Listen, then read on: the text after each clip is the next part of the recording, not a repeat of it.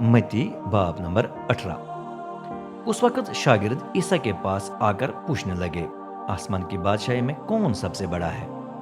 जवाब में ईसा ने एक छोटे बच्चे को बुलाकर उनके दरमियान खड़ा किया और कहा, मैं तुमको सच बताता हूँ, अगर तुम बदल कर छोटे बच्चों की मानद न बनो तो तुम कभी आसमान की बादशाही में दाखिल नहीं होंगे।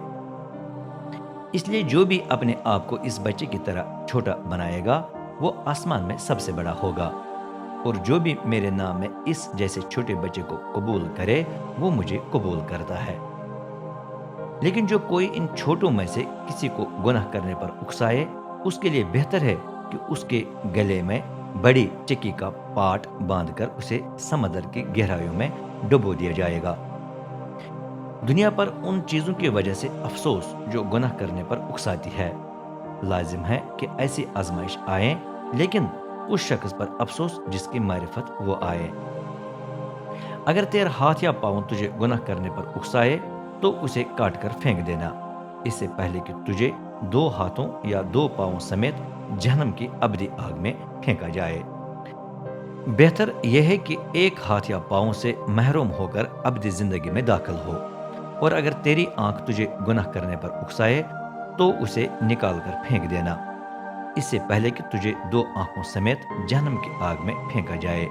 बेहतर यह है कि एक आंख से महरूम होकर अबदी जिंदगी में दाखिल हो।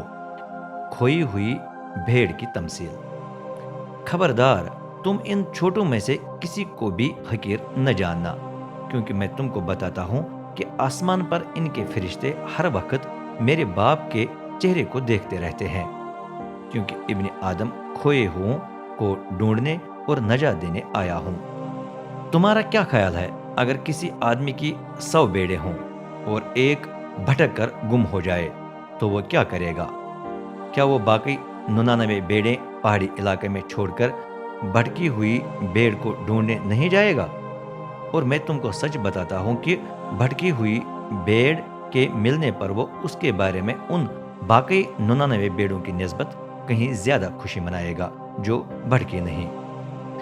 बिल्कुल इसी तरह आसमान पर तुम्हारा बाप नहीं चाहता कि इन छोटों में से एक भी हलाक हो जाए। गुनाह में पड़े भाई से सलूक। अगर तेरे भाई ने तेरा गुनाह किया हो तो अकेले उसके पास जाकर उस पर उसका गुनाह जाहिर कर। अगर वो तेरी बात माने तो तूने अपने भाई को जीत लिया, लेकिन अगर वो न माने तो 1 या 2 और लोगों को अपने साथ ले जा, ताकि तुम्हारी हर बात को 2 या 3 गवाहों से तस्दीक हो जाए। अगर वो उनकी बात भी न माने तो जमात को बता देना, और अगर वो जमात की भी न माने तो उसके साथ गैर ईमानदार या महसूल लेने वाले का सा सलूक कर। मैं तुमको सच बताता हूँ कि जो कुछ भी तुम जमीन पर बांधोगे आसमान पर भी बंधेगा, और जो कुछ जमीन पर खोलोगे आसमान पर भी खुलेगा।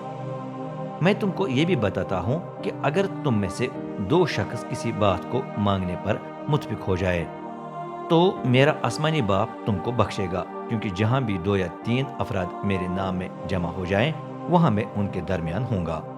फिर पतरस ने ईसा के पास आकर पूछा, खुदावंद, जब मेरा भाई मेरा गुनाह करे तो मैं कितनी बार उसे माफ करूं? 7 बार तक? ईसा ने जवाब दिया, मैं तुझे बताता हूँ 7 बार के 70 बार तक। इसलिए आसमान की बादशाही एक बादशाह की मानंद है जो अपने नौकरों के कर्जों का हिसाब किताब करना चाहता था। हिसाब किताब शुरू करते वक्त एक आदमी उसके सामने पेश किया गया जो अरबों के हिसाब से उसका कर्जदार था। वो ये रकम अदा न कर सका, इसलिए उसके मालिक ने ये कर्ज वसूल करने के लिए हुक्म दिया कि उसे बाल बच्चों और तमाम मिल्कियत समेत फरोख्त कर दिया जाए। ये सुनकर नौकर मुंह के बिल गिरा और मन्नत करने लगा, मुझे मोहलत दे, मैं पूरी रकम अदा कर दूंगा। बादशाह को उस पर तरस आया, उसने उसका कर्ज माफ करके उसे जाने दिया। लेकिन जब यही नौकर बाहर निकला तो एक हम खदमत मिला जो उसका चंद हजार रुपयों का कर्जदार था।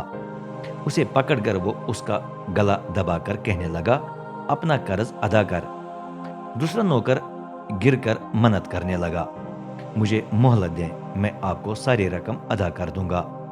لیکن وہ اس کے لیے تیار نہ ہوا، بلکہ جا کر اسے اس وقت تک جیل میں ڈلوا دیا جب تک وہ پوری رقم ادا نہ کر دے۔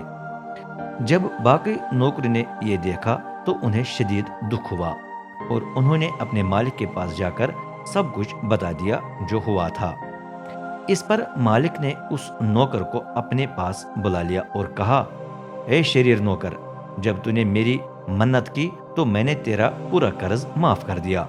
کیا لازم نہ تھا کہ تو بھی اپنے ساتھی نوکر پر اتنا رحم کرتا جتنا میں نے تجھ پر کیا تھا؟ پھر غصے میں مالک نے اسے جیل کے افسروں کے حوالے کر دیا تاکہ اس پر اس وقت تک تشدد کیا جائے جب تک وہ قرض کی پوری رقم ادا نہ کر دے۔